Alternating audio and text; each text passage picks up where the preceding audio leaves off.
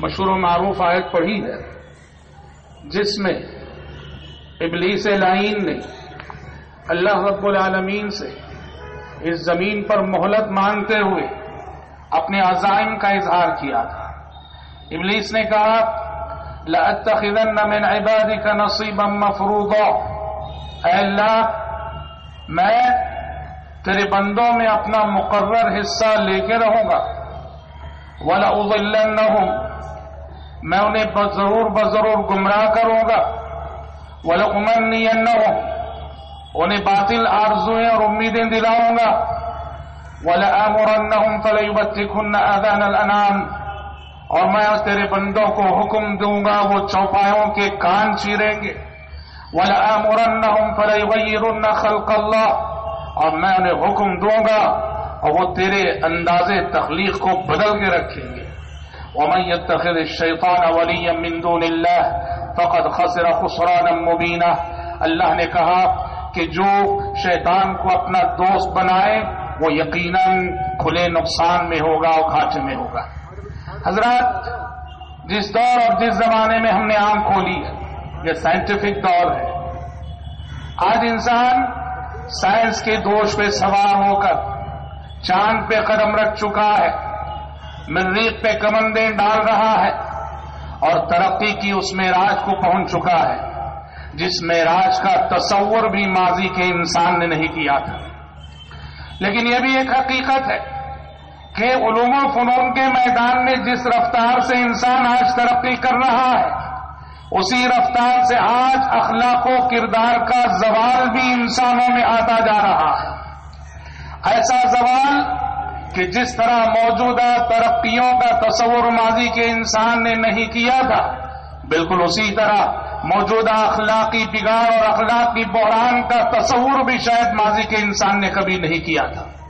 آج جس تہذیب پر انسان فخر کرتا ہے، جس تہذیب کو دنیا ایک نمائندہ تہذیب سمجھ کے اپنا رہی ہے، جس کلچر کو دنیا ایک نمائندہ کلچر سمجھ کر اپنا رہی ہے، جسے ہم ویسٹرن کلچر کہتے ہیں، جسے ہم مغربی تہذیب کہتے ہیں، دنیا میں چہارہ جانب اسی تہذیب کا بول بالا ہے۔ یہ مغربی تہذیب اخلاقی اقدار سے عاری تہذیب ہے۔ اس تہذیب میں قدم قدم پر قانون فطرت سے بغاوت ہے اور اس تہذیب کی نظر میں دنیا محض شہوتوں کا بازار ہے۔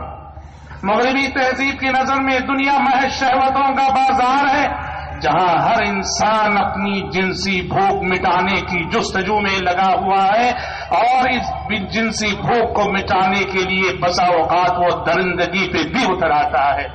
حضرات، اس مغربی تہذیب نے ہر عمر کے انسانوں کو متاثر کیا، کیا بچے، کیا جوان، کیا بوڑھے، لیکن سب سے زیادہ اس تہذیب نے جس طبقے کو متاثر کیا وہ صنف نسواں کا طبقہ ہے، وہ خواتین کا طبقہ ہے۔ مغربی تہذیب نے خواتین کو لے کر دو پرفریب نعرے لگائے۔ ایک نعرہ تو مساوات مرد و زن کا لگایا گیا۔ مغربی تہذیب نے آج عورت کو سمجھایا کہ تم مرد کے برابر حقوق کی مستحق ہو، زندگی کے ہر شعبے میں مرد کے برابر تمہاری حصہ داری ہونی چاہیے۔ نتیجے میں اللہ تبارک و تعالیٰ نے فطری طور پہ مرد اور عورت میں جو امتیاز رکھا تھا اس امتیاز کو ختم کرنے کی مانگ یہ عورتیں کرنے لگیں۔ حالانکہ اللہ رب العالمین نے جسمانی لحاظ سے بھی، مزاج اور طبیعت کے اعتبار سے بھی مرد اور عورت میں بڑے فرق رکھے ہیں۔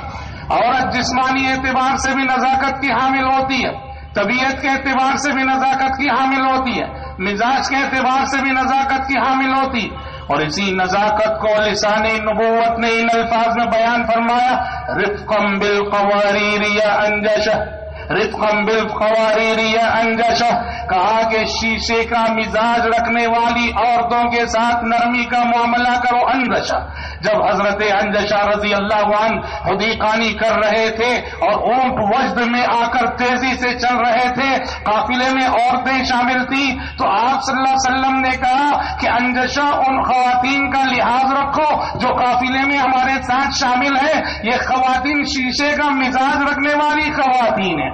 خواتین کو پیارے نبی نے جو قواریر سے تشبیہ دی، شیشے سے جو تشبیہ دی، یہ بڑی بڑی معنی خیز تشبیہ ہے.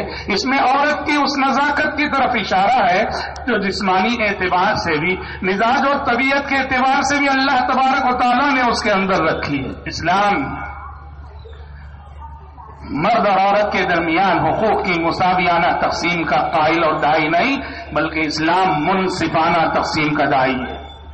اسلام مساویانہ تقسیم کی بات نہیں کرتا، اسلام منصفانہ تقسیم کی بات کرتا ہے. نظام میراث میں اللہ تعالیٰ نے کہا للذکر مثل حظ الانثیین، للذکر مثل حظ الانثیین، کہ ایک مرد کو عورت کا دگنا حصہ ملنا چاہیے. دنیا نے کہا یہ عورت پر ظلم ہے، یہ مساوات کے منافی ہے، جبکہ یہی عین عدل کا تقاضا تھا. للذکر مثل حظ الانثیین، کیوں؟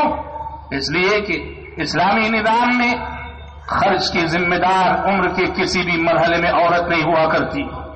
اسلامی قانون میں خرچ کا ذمہ دار ہمیشہ مرد ہے. عورت جب وہ شادی سے پہلے باپ اس پہ خرچ کرتا ہے، شادی کے بعد شوہر اس پہ خرچ کرتا ہے، بیوہ بن جاتی ہے تو بھائی اس پہ خرچ کرتے ہیں. عمر کے کسی بھی مرحلے میں عورت پر خرچ کی ذمہ داری نہیں ہے، خرچ کی ساری ذمہ داری مرد پر ہے. جب خرچ کا ذمہ دار مرد ہے تو اگر مساویانہ تقسیم ہوتی تو یہ ظلم ہوتا، مرد کے ساتھ نا انصافی ہوتی. حق یہی تھا، عدل یہی تھا، انصاف یہی تھا کہ للذکر مثل حظ الانثیین کی بنیاد پر میراث تقسیم ہو. اسلام ایک مثال ہے یہ کہ اسلام یہ مساوات مرد و زن کی بات نہیں کرتا ہے، بلکہ اسلام انصاف اور عدل کی بات کرتا ہے. اسی طرح سے حضرات دوسرا پرفریب نعرہ جو مغربی تہذیب نے لگایا، اور وہ نعرہ ہے آزادی نسواں کا نعرہ.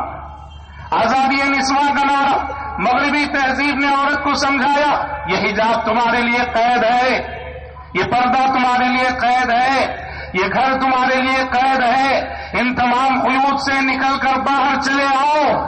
اس نعرے کے نتیجے میں عورت محض ایک جنسی حیوان بن کے رہ گئی. اس نعرے کے نتیجے میں آج سماج میں عورت محض ایک جنسی حیوان بن کر رہ گئی. سچ کہا کسی کہنے والے نے کہ آزادی نسواں کا نعرہ لگانے والے اصل میں عورت تک پہنچنے کی آزادی چاہتے ہیں. وہ عورت کی آزادی نہیں چاہتے ہیں، وہ عورت تک پہنچنے کی آزادی چاہتے ہیں. وہ نہیں چاہتے کہ ان میں اور عورت میں کوئی رکاوٹ رہے.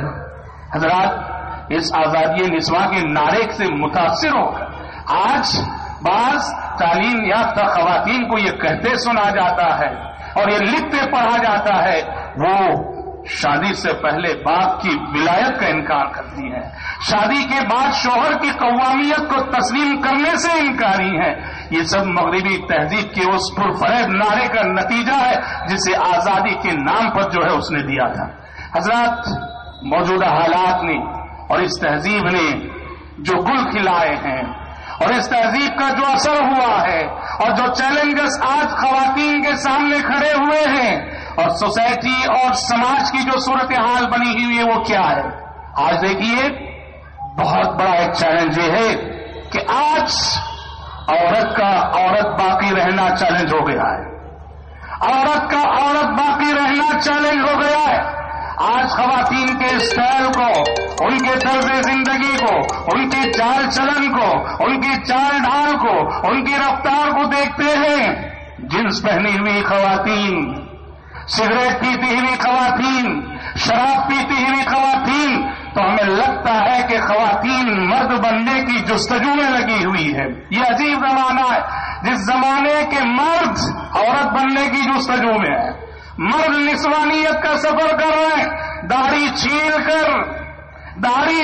کر عورتوں جیسے بال رکھ کر وہ نسوانیت کا سفر کر رہے ہیں، اور عورتیں ہیں کہ وہ مرد بننے کی جستجو کر رہے ہیں. کتنے نمونے ایسے ہوتے ہیں کہ ان لوگوں کو پہ جب نظر پڑتی ہے تو یہ سمجھنے میں کافی وقت لگتا ہے کہ یہ میل ہے کہ فیمیل. لعن اللہ المتشبہین من الرجال بالنساء، لعن الله المتشبهين من الرجال بالنساء والمتشبهات من النساء بالرجال. اللہ کی لعنت ہے ان مردوں پر جو عورتوں کی مشابہت اختیار کرتے ہیں، اور اللہ کی لعنت ہے ان عورتوں پر جو مردوں کی مشابہت اختیار کرتے ہیں. حضرات، آج بیوٹی پارلر کا کلچر تغییر و خلق اللہ کا علم اٹھائے ہوئے ہے. جھوٹا حسن، جھوٹی رونق، جھوٹی زینت، ناجائز اسباب زینت کو اپنا کر عورت آج قانون فطرت کو چیلنج کر رہی ہے اور قانون فطرت سے بغاوت کر رہی ہے. اور اس معاملے کا سب سے افسوسناک پہلو یہ ہے، شریعت نے عورت سے یہ کہا تھا وَقَرْنَ فِي بُيُوتِكُنَّ وَلَا تَبَرَّجْنَ تَبَرُّجَ الْجَاهِلِيَّةِ الْأُولَى وَأَقِمْنَ الصَّلَاةَ وَآتِينَ الزَّكَاةَ وَأَطِعْنَ اللَّهَ وَرَسُولَهُ. شریعت نے کہا تھا کہ تمہارا دائرہ کار تمہارا گھر ہے، تمہیں جو کردار ادا کرنا ہے وہ گھر میں ادا کرنا ہے، تمہیں جو اپنا رول ادا کرنا ہے اپنے گھر میں ادا کرنا ہے. وَقَرْنَ فِي بُيُوتِكُنَّ، اپنے گھروں میں ٹکی رہو. وَلَا تَبَرَّجْنَ تَبَرُّجَ الْجَاهِلِيَّةِ الْأُولَى، اور پہلی جاہلیت کی طرح سے اظہار زینت کرتی ہوئی نہ پھرو. اور گھر میں رہ کے کیا کرنا ہے؟ اقِمْنَ الصَّلَاةَ، نماز قائم کرتی رہو. وَآتِينَ الزَّكَاةَ، صدقہ کرتی رہو. وَأَطِعْنَ اللَّهَ وَرَسُولَهُ، اللہ اور اس کے رسول کی اطاعت کرتی رہو. اور یہ سب تعلیمات کیوں دی جا رہی ہیں؟ انما یرید اللہ لیذھب عنکم الرجس اہل البیت. خطاب چونکہ امہات المومنین سے تھا، کہا یہ سب تعلیمات اس لیے دی جا رہی ہیں اے نبی کی بیویوں کہ اللہ تمہیں ہر طرح کی اخلاقی گندگی سے پاک دیکھنا چاہتا ہے. مخاطب امت کی ساری مائیں ہیں، تو گھر عورت کا اصل دائرہ کار تھا. مغربی تہذیب نے یہ سمجھایا کہ گھر تمہارے لیے قید خانہ ہے. نتیجے میں آج عورت گھر سے نکل گئی. آج جدھر دیکھو ادھر عورت ہی عورت، سڑکوں میں عورت، چوراہوں میں عورت، بس اسٹینڈوں میں عورت، ریسپشنوں میں عورت، اعلانات میں عورت، اشتہارات میں عورت، ہر جگہ آپ کو عورت نظر آئے گی. اور گھر جہاں کہ اسے ہونا چاہیے گھر میں عورت نہیں. نتیجے میں کیا ہوا؟ گھر کا ادارہ تباہ ہو چکا. گھر کا ادارہ جو کسی بھی سماج اور معاشرے کا سب سے اہم ادارہ ہے. اس زمین پر بہت سارے ادارے ہیں، لیکن اگر انسانی اعتبار سے، انسانی اقدار کے لحاظ سے سب سے اہم ادارہ اگر کوئی ہے وہ گھر ہے. انسان اس وقت تک انسان رہے گا جب ہمارے گھر رہیں گے. جب ہمارے گھر نہیں رہیں گے تو انسان بھی انسان نہیں رہے گا. عورت نے گھر میں رہنے کو قید تصور کیا، گھر کا ادارہ فنا ہو. اور جب گھر کا ادارہ فنا ہوا تو عورت کا کردار ختم ہوا. عورت کا کردار کیا؟ دیکھیے، اللہ اکبر، شریعت کی نظر میں عورت دو ایسے کردار ادا کرتی ہے کہ جو ہزاروں لاکھوں مردوں کے کردار پر بھاری ہے. ایک اس کا کردار ہے مثالی بیوی بن کر شوہر کے لیے باعث تسکین ہونا. مثالی بیوی بن کر شوہر کے لیے باعث تسکین ہونا. بیوی سے اگر سکون ملتا ہے تو مرد دنیا میں جہاں بھی جائے، جس شعبے میں بھی کام کرے، وہ سکون سے جیے گا، سکون سے کام کرے گا، سکون سے محنت کرے گا. گھر کی خاتون سے، گھر کی بیوی سے اگر مرد کو سکون مل جائے،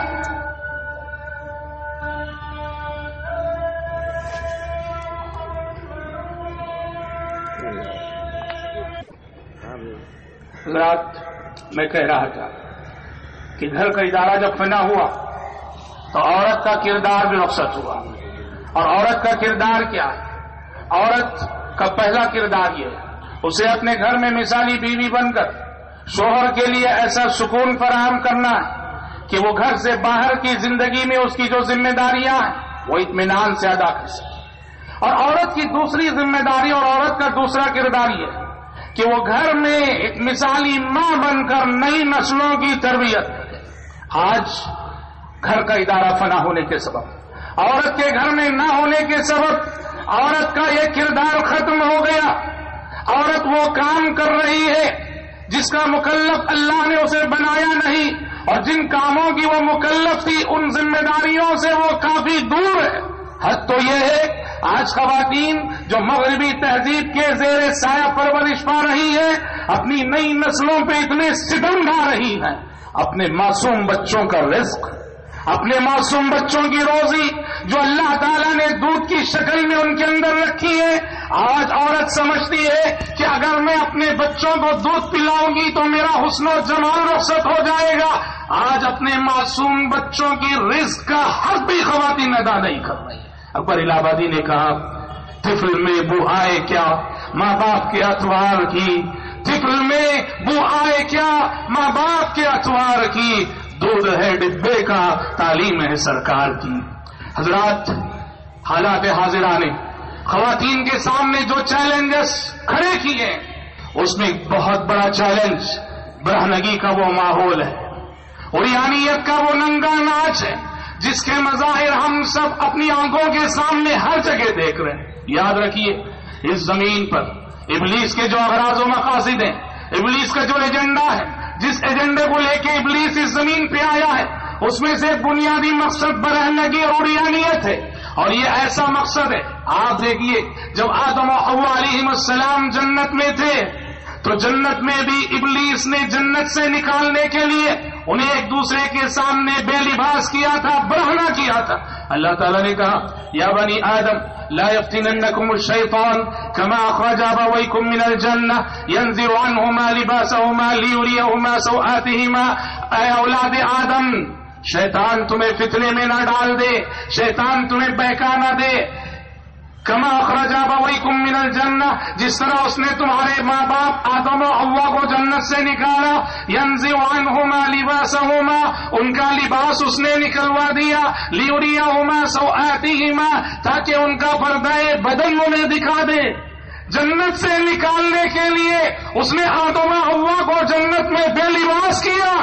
اب اس زمین پر بھی ابلیس کا ایجنڈا یہ ہے کہ اس انسان کو رب کی بنائی ہوئی جنت سے محروم کرنے کے لیے اس زمین پر انسان کو برہنہ کرنا ہے، ننگا کرنا ہے۔ اور نعوذ باللہ اس عریانیت کے کلچر میں، اس برہنگی کے کلچر میں مرد سے کہیں آگے خواتین ہیں۔ آج دنیا جو عورت اپنے جسم کی جس قدر نمائش کرتی ہے، دنیا اس عورت کو اسی قدر اونچا اسٹیج عطا کرتی ہے، اسی قدر اشتہارات اس میں اس کا نام آتا ہے، اسی قدر دنیا اس کا نام لیتی ہے، اسی قدر اعلیٰ اسٹیج اسے ملتے ہیں جو اپنے آپ کو برہنہ کر کے پیش کرتی ہے۔ اور یہ بے لباسی کا وہ کلچر ہے جس کی پیشن گوئی لسان نبوت نے صحیح مسلم کی اس حدیث میں فرمائی تھی۔ پیارے نبی صلی اللہ علیہ وسلم نے کہا صنفان من اہل النار من امتی، صنفان من اہل النار من امتی لم ارہما، آپ نے فرمایا میری امت کے جہنمیوں کی دو قسمیں ایسی ہیں جنہیں میں نے ابھی دیکھا نہیں۔ کیا مطلب؟ میری امت کے جہنمیوں کی دو قسمیں ایسی ہیں جو میری امت کے مستقبل میں پیدا ہونے والی ہیں۔ آپ نے کہا میری امت کے جہنمیوں کی پہلی قسم جو مستقبل میں پیدا ہوگی، قوم معهم سیات کاذناب البقر یضربون بها الناس، کچھ لوگ ان کے ہاتھ میں کوڑے ہوں گے بیل کے دم کی مانند، ان کوڑوں سے وہ لوگوں کو مارا کریں گے۔ اہل علم اور شراح حدیث نے کہا گویا اشارہ ہے اس حدیث میں ظالم حکمرانوں کی طرف جو اپنی رعایا کو خامخواہ ماریں گے، ظلم کریں گے۔ پھر آپ نے فرمایا وَنِسَاءٌ كاسيات عاريات مائلات مميلات رؤوسهن كأسنمة البخت لا يرحن رائحة الجنة وإن ريحها ليوجد من مسيرة 40 عاما۔ آپ نے فرمایا میری امت کے جہنمیوں کی دوسری قسم نساء کاسیات عاریات، ایسی عورتیں جو لباس پہن کر بھی ننگی رہیں گی، لباس پہن کر بھی برہنہ رہیں گی۔ قربان جائیے اس جامع تعبیر پر، کاسیات عاریات دو لفظ ہیں لیکن موجودہ دور کا لباس کا سارا کلچر ان دو الفاظ میں سمو گیا ہے۔ نساء کاسیات عاریات، ایسی عورتیں پیدا ہوں گی جو لباس پہن کر بھی برہنہ رہے گی۔ عورت نے لباس پہنا ہے، ناقص لباس پہنا ہے، آدھا بدن ڈھکا ہوا ہے اور آدھا بدن ظاہر ہے، اسکرٹس پہنی ہوئی ہے۔ مثلا کاسیات عاریات، یا یوں کہیے سر سے پیر تک اس نے لباس پہن رکھا ہے، پر کپڑا اتنا باریک ہے کہ کپڑے کے دریچے سے بدن جھانک رہا ہے، کاسیات عاریات۔ یا یوں کہیے کہ کپڑا موٹا بھی ہے اور سر سے پیر تک بدن ڈھکا ہوا بھی ہے، لیکن لباس اتنا ٹائٹ ہے کہ جسم کی ساری بناوٹ اور ساخت ظاہر ہے، کاسیات عاریات۔ آپ نے فرمایا رؤسہن کاسنمۃ البخت، وہ چونڈا ڈالیں گی، چونڈا بنائیں گی بختی اونٹ کے کوہان کی مانند، لا یرحن رائحۃ الجنہ، ایسی عورتیں جنت کی خوشبو بھی نہیں پائیں گی، وَإِنَّ رِيحَهَا لَيُوجَدُ مِن مَّسِيرَةِ 40 عَامًا، جنت کی خوشبو 40 سال کی مسافت کی دوری سے سونگھی جا سکتی ہے۔ یہ عریانیت کا کلچر، یہ برہنگی کا کلچر جس کے مظاہر ہر طرف ہم سب دیکھ رہے ہیں، یہ آج ہماری خواتین کے لیے، مسلم خواتین کے لیے، ان کے اخلاق کے لیے چیلنج ہے، ان کی جوانی کے لیے چیلنج ہے، ان کے ایمان کے لیے چیلنج ہے، ان کی پاک دامنی کے لیے چیلنج ہے، اور ان کی عفت کے لیے چیلنج ہے۔ اسی طرح سے حضرات ایک منصوبہ بند طریقے سے اور ایک پلاننگ کے تحت باقاعدہ عورت کی غیرت کو ختم کیا گیا، عورت کی غیرت کو ختم کیا گیا، عورت کی شرم و حیا پہ حملہ کیا گیا، عورت کو بے شرمی کی تعلیم دی گئی۔ آج خواتین کے اندر شرم و حیا اس قدر معدوم ہے، احادیث میں ہم پڑھتے ہیں، پیارے نبی صلی اللہ علیہ وسلم سے پوچھا گیا کہ ایک باپ اپنی بیٹی کے لیے رشتہ دیکھتا ہے، ایک ماں اپنی بیٹی کے لیے رشتہ دیکھتی ہے، اور رشتہ دیکھنے کے بعد ماں یا ماں کے باپ اپنی لڑکی سے پوچھتے ہیں بیٹا ہم نے آپ کے لیے فلاں صفات کے حامل لڑکے کا رشتہ دیکھا ہے، منظور ہے کیا؟ رشتہ ماں باپ دیکھتے ہیں، ماں باپ پوچھ رہے ہیں، ماں باپ اجازت لے رہے ہیں، لڑکی خاموش رہتی ہے۔ صحابہ نے کہا اللہ کے نبی جب ماں باپ پوچھتے ہیں لڑکی خاموش رہتی ہے، اس کی خاموشی کا مطلب کیا اقرار سمجھے کہ انکار؟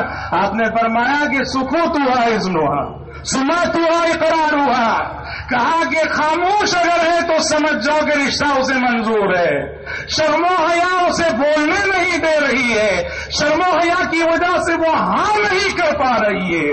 شرم و حیا کا کیا معیار تھا؟ ماں باپ نے رشتہ دیکھا ہے، ماں باپ نے لڑکا ڈھونڈا ہے، پوچھ رہے ہیں تو ہاں کہنے کو بھی اس کی شرم و حیا گوارا نہیں کر رہی ہے۔ ایک زمانہ وہ تھا اور ایک دور وہ ہے جس میں ہم جی رہے ہیں کہ لڑکی خود لڑکے کا انتخاب کرتی ہے اور پورے خاندان سے مقابلہ کر کے کہتی ہے کروں گی تو اسی سے کروں گی، نہیں تو مر جاؤں۔ نعوذ باللہ۔ ان مما ادرك الناس من كلام النبوة الاولى اذا لم تستحي فاصنع ما شئت، شرم و حیا انسان کی پہچان ہے، شرم و حیا سے انسانیت کی شناخت ہے۔ پچھلے پیغمبروں کی جو حدیثیں دنیا میں باقی رہ گئی ہیں ان میں سے ایک عظیم حدیث یہ بھی کہ اگر تمہارے اندر شرم و حیا نہیں تو پھر جو چاہے کر گزرو۔ افسوس ہے اسی بے شرمی کے کلچر، بے حیائی کے کلچر اور اسی بے غیرتی کے کلچر کے سائے میں آج ہماری خواتین سانس لے رہی ہیں۔ حضرات پردے کا تصور، اس تہذیب نے پردے کو ختم کیا، اور پردے کو ختم کرنے کی جو تدابیر ہو سکتی ہے وہ تدابیر اپنائی گئی۔ شریعت نے پردے کا کتنا وسیع تصور پیش کیا تھا۔ عورت کا بدن پردہ ہے، لباس کا پردہ ہے، زیورات کا پردہ ہے، آواز کا پردہ ہے، خوشبو کا پردہ ہے۔ وَلَا يُبْدِينَ زِينَتَهُنَّ إِلَّا مَا ظَهَرَ مِنْهَا، وہ اپنی زینت کو ظاہر نہ کرے اللہ کہ جو از خود ظاہر ہو جائے، وہ چاہے بدن کی زینت ہو، لباس کی زینت ہو، عورت کو اظہار زینت کی اجازت نہیں، زیورات کو ظاہر نہ کرے۔ وَلَا يَضْرِبْنَ بِأَرْجُلِهِنَّ لِيُعْلَمَ مَا يُخْفِينَ مِنْ زِينَتِهِنَّ، کہ عورت اس طرح مٹک مٹک کر نہ چلے کہ پوشیدہ زینت معلوم ہو جائے اور پازیب کی جھنکار مردوں کو اس کی جانب متوجہ کرے۔ زیورات اس طرح کے نہ پہنے، اس کی آواز پیدا ہے فَلَا تَخْضَعْنَ بِالْقَوْلِ فَيَطْمَعَ الَّذِي فِي قَلْبِهِ مَرَضٌ وَقُلْنَ قَوْلًا مَّعْرُوفًا۔ خواتین سے کہا گیا کہ اگر کبھی اجنبی مردوں سے بات کرنے کی نوبت آ جائے، اجنبی مردوں سے بات کرنے کی ضرورت پڑ جائے، فَلَا تَخْضَعْنَ بِالْقَوْلِ، نرم لہجے میں نہ بولا کرو، نرم اسلوب میں نہ بات کیا کرو، بات اچھی کیا کرو مگر لہجہ سخت رکھا کرو۔ فَيَطْمَعَ الَّذِي فِي قَلْبِهِ مَرَضٌ، کہ اگر نرم لہجے میں بولو گی، نرم لہجے میں بات کرو گی تو سامنے والا جس کے دل میں عشق کا مرض ہے، جس کے دل میں عشق کا روگ ہے، وہ تمہارے تعلق سے غلط سوچے گا اور تمہارے تعلق سے غلط قسم کے خیالات اس کے دل میں آئے. دیکھیے غور کیجیے، اسلام نے پردے کا کتنا وسیع تصور پیش کیا. عورت ایک سادہ سی گفتگو، عام بول چال کو اپنی فطری آواز میں ایک اجنبی مرد کے سامنے نہیں رکھ سکتی، تو کہاں سے جائز ہوگا کہ ہم اسٹیجوں پہ شاعرات کی زبانی اشعار سنیں، غزلیں سنیں، عشقیہ رنگ تغزل جو ہے ان کی رسوانی آواز میں سنیں. سوچئے کہاں تک یہ سب چیزیں جائز ہوں گی. فلا تخضعن بالقول فيطمع الذي في قلبه مرض وقل قولا معروفا. بات اچھی کرو، لہجے میں سختی رکھو. خوشبو کا پردہ ہے. پیارے نبی نے فرمایا ان طیب الرجال ما ظهر لونه، ان طیب الرجال ما ظهر ريحه وخفي لونه، وطيب النساء ما ظهر لونه وخفي ريحه. آپ صلی اللہ علیہ وسلم نے فرمایا عورت کی خوشبو جس میں رنگ غالب ہو، مہک کم، اور مرد کی خوشبو وہ ہے جس میں مہک زیادہ ہو اور رنگ کم ہو. شریعت نے فاسقہ قرار دیا اس عورت کو، زانیہ قرار دیا اس عورت کو جو گھر سے نکلتے ہوئے خوشبو لگا کے نکلتی ہے. اس لیے کہ وہ گھر سے نکلتے ہوئے خوشبو لگا رہی ہے، گھر سے نکلتے ہوئے خوشبو لگا رہی ہے تو فکر و خیال کا زنا کر رہی ہے. اس لیے کہ یقیناً گھر سے نکلتے ہوئے خوشبو لگانے کا مطلب وہ یہ چاہتی ہے کہ دنیا اس کی جانب نظر اٹھا کے دیکھے، اس کی مہک لوگوں کو اس کی جانب متوجہ کرے. حضرت ابو ہریرہ رضی اللہ عنہ نے ایک خاتون کو دیکھا جا رہی ہے اور کیا گزرنے کے بعد سڑک پہ اس کی مہک. امت الجبار ان کا نام تھا. کہاں جا رہی ہوں امت الجبار؟ کہا مسجد جا رہی ہوں نماز پڑھنے. حضرت ابو ہریرہ نے کہا واپس جاؤ جا کے غسل کرو. تو عورت، اسلام نے پردے کا اتنا وسیع تصور پیش کیا ہے اور آج مغربی تہذیب نے پردے کے اس تصور کو ختم کیا ہے اور عورت پردے کو قید سمجھ رہی ہے، غلامی سمجھ رہی ہے. اور حضرات اسی طرح سے جو چیلنجز جدید حالات نے خواتین کے سامنے ہمارے سامنے کھڑے کیے ان میں اختلاط کا کلچر ہے، اختلاط کا ماحول ہے. پیارے نبی صلی اللہ علیہ وسلم نے فرمایا لا يخلون رجل بامرأة ليس معها ذو محرم منها. کہا کہ کوئی شخص کسی اجنبی عورت کے ساتھ خلوت میں نہ رہے، تنہائی میں نہ رہے، بھلے سے نیک نیتی سے ہی صحیح، اچھے مقصد کی خاطر سے ہی. دیکھیے لوگوں میں عام طور پہ غلطی ہوتی ہے. حافظ صاحب گھر میں پڑھانے آتے ہیں، بالغ بچیوں کو بٹھا دیتے ہیں کمرے میں، اس حافظ کے علاوہ، معلم کے علاوہ، اس بچی کے علاوہ کوئی نہیں ہوتا ہے. غلط بات ہے. نیتوں کو بدلنے میں دیر نہیں لگتی. لا يخلون رجل بامرأة ليس معها ذو محرم منها. اور ایک حدیث میں آپ نے فرمایا إياكم الدخول على النساء، إياكم الدخول على النساء. جہاں عورتیں ہوتی ہیں وہاں جانے سے بچو، جہاں عورتیں ہوتی ہیں وہاں داخل ہونے سے پرہیز کرو. قالوا یا رسول اللہ افرأیت الحم. کہا کہ دیور کے بارے میں کیا کہیں گے آپ نے فرمایا کہ الحم الموت. دیور سے تو عورت کو ویسے ڈرنا ہے جیسے موت سے ڈرا کرتی ہے. یہ سب تعلیمات آج ہمارے معاشرے میں، میں یہ نہیں کہتا کہ عمل کرنے والے نہیں ہیں الحمدللہ ہیں، مگر بہت تھوڑی تعداد میں ہیں. لیکن اکثریت جو مغربی تہذیب سے متاثر ہے، کلچر سے متاثر ہے، ان سب تعلیمات کو پس پشت ڈالے ہوئے ہیں. حضرات یہ اخلاقی بگاڑ کے مظاہر ہیں. اخلاقی بگاڑ کے علاوہ موجودہ دور میں اعتقادی بگاڑ کی اگر بات کی جائے، اعتقادی بگاڑ کی اگر بات کی جائے تو خواتین میں اعتقادی بگاڑ بھی سر چڑھ کر بول رہا. آج دیکھیے ان آنکھوں نے دیکھا ہے برقع پوش خواتین کو چرچوں میں دیکھا ہے، برقع پوش خواتین کو مندروں میں دیکھا ہے، اور مزاروں کا تو کیا ہے. پیارے نبی صلی اللہ علیہ وسلم نے احادیث میں اس حقیقت کی جانب اشارہ کیا ہے کہ شرک کا فتنہ مردوں سے زیادہ خواتین میں بہت جڑ پکڑتا ہے. آپ نے جزیرہ عرب جسے پیارے نبی صلی اللہ علیہ وسلم کی بعثت کے بعد شرک سے پاک کیا گیا، لیکن قیامت سے پہلے جزیرہ عرب میں شرک لوٹ کر آئے گا. تو کیسے لوٹ کر آئے گا؟ آپ نے فرمایا قیامت اس وقت تک قائم نہ ہوگی جب تک کہ قبیلے دوس کی عورتیں ذی الخلصہ نامی بت کا طواف نہ کرنے لگ جائیں. گڑھے ہوئے بت نکال دیے جائیں اور آپ نے خواتین سے تذکرہ کیا کہ خواتین ان بتوں کا طواف کریں گی، اشارہ ہے اس جانب کہ شرک کا فتنہ کم علمی کی وجہ سے، لا علمی کی وجہ سے خواتین کے اندر آسانی سے داخل ہو جاتا ہے۔ اس لیے محترم ماؤں بہنوں، اگر آپ ہمیں سن رہی ہیں، اپنے عقیدے کا جائزہ لو، اپنے اخلاق کا جائزہ لو، اپنے کردار کا جائزہ لو، اپنی حیا کی حفاظت کرو۔ یاد رکھو شرم و حیا تمہارا حقیقی زیور ہے، سونے کے زیورات نہیں، شرم و حیا تمہارا حقیقی زیور ہے۔ تمہارے پاس سونے چاندی کے زیور نہیں ہے، لیکن اگر شرم و حیا محفوظ ہے تو سمجھو کہ دنیا کے خزانے تمہارے پاس ہیں۔ ماں باپ کو چاہیے کہ وہ بچپن ہی سے بچیوں کی تربیت کرتے ہوئے ان منفی پہلوؤں کو، ان منفی یعنی بچوں کو بچپن ہی سے اپنے گھر میں دینی ماحول فراہم کریں، فلمی کلچر سے دور رکھیں، گانے بجانے، موسیقی اور فلمی اداکاروں سے محبت، اپنے بچوں پر نظر رکھیے، احتسابی نظر رکھیے۔ اسی طرح سے خواتین کے لیے بہت ضروری ہے کہ وہ مساجد میں حاضری کو لازم بنائیں۔ مساجد، دینی پروگرامز، ہفتہ واری اجتماعات جو خواتین کے لیے منعقد ہوتے ہیں، خواتین کے لیے خصوصاً ہندوستان جیسے ممالک میں جہاں ایک غیر مسلم میجارٹی کے درمیان ہم ایک مائنارٹی اور اقلیت کی حیثیت سے جیتے ہیں، اور اقلیت بھی وہ اقلیت جن میں سے اکثر کے عقائد بگڑے ہوئے ہیں، ایسے میں ضروری ہے اگر ہم اپنے خواتین کے دین اور عقیدے کی سلامتی چاہتے ہیں، ان کے اخلاق و کردار کا تحفظ چاہتے ہیں، کہ اپنی خواتین کو مساجد سے جوڑیں، اپنی خواتین کو علمی حلقوں سے جوڑیں، اور ہمارے درمیان جہاں علماء ہیں وہی ایسے معلمات کو تربیت دی جائے جو معلمات کے خواتین کے حلقوں میں جا کر خواتین کے لیے تعلیم و تربیت کا انتظام کر سکیں۔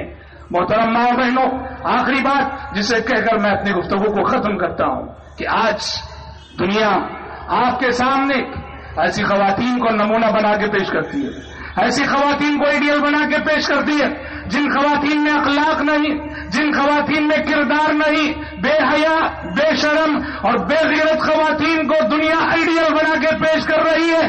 یہ آپ کے اخلاق و کردار کے لیے بہت بڑا چیلنج ہے۔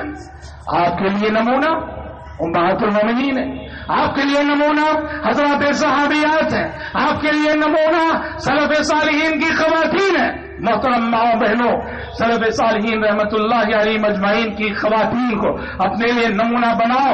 آپ نے وہ مشہور و معروف حدیث سنی اور بارہا سنی، لیکن غور کرنے سے تعلق رکھتی ہے جب صحابیہ نے آ کے کہا یا رسول اللہ انی امرأۃ نصرہ، کہا کہ اللہ کے نبی مجھ پہ ایک بیماری کا حملہ ہوتا ہے، بے ہوش ہو کے گر پڑتی ہوں، دعا کیجیے کہ اللہ شفا دے دے۔ پیارے نبی نے کہا کہ دو آپشن ہیں، پہلا آپشن یہ ہے تمہاری درخواست قبول کر کے دعا کر دوں گا، شفا مل جائے گی، لیکن دوسرا اختیار یہ ہے کہ شفا کی دعا نہیں کروں گا پر صبر کرو، اس صبر کے بدلے جنت کی ضمانت دیتا ہوں۔ خاتون نے کہا اے اللہ کے نبی اگر جنت کی ضمانت مل رہی ہے تو پھر شفا نہیں چاہیے، دعا مت کیجیے، میں اس بیماری کی تکلیف پہ صبر کروں گی، لیکن اللہ کے نبی چھوٹی سی درخواست یہ ہے اتنی دعا کر دیجئے جب میں بے ہوش ہو کے گر پڑتی ہوں میرے بدن سے کپڑا ہٹ جاتا ہے، اتنی دعا کر دیجئے کہ یہ کپڑا ہٹنے نہ پائے۔ قربان جائیے اس معیار حیا پر۔ بے ہوشی کے عالم میں بھی پردے کا اتنا لحاظ، بے ہوشی کے عالم میں بھی شرم و حیا کا یہ انداز، اور آج ہم تعلیم حاصل کر کے اعلیٰ ڈگریاں رکھ کر اپنے جسم کی نمائش میں فخر محسوس کریں۔ سوچئے کہ ہم کہاں کھڑے ہیں اور ہماری صحابیات اور اسلاف امت کی خواتین کہاں تھی۔ میں اپنی گفتگو کو زیادہ طول نہ دیتے ہوئے انہی چند نکات پر سمیٹتا ہوں۔ اللہ رب العالمین سے اس دعا کے ساتھ کہ پروردگار عالم امت کے جوانوں کو بھی، امت کی خواتین کو بھی اور امت کے سارے ہی افراد کو رب العالمین موجودہ دور میں پائی جانے والی اعتقادی خرابیوں سے حفاظت فرمائے، اخلاقی بگاڑ سے حفاظت فرمائے۔ رب العالمین ہمیں اور ہماری آنے والی نسلوں کو تا دم حیات دین توحید میں ثابت قدمی نصیب فرمائے۔ میں شکر گزار ہوں جمعیت اہل حدیث ممبئی کا کہ ان کی پرخلوص دعوت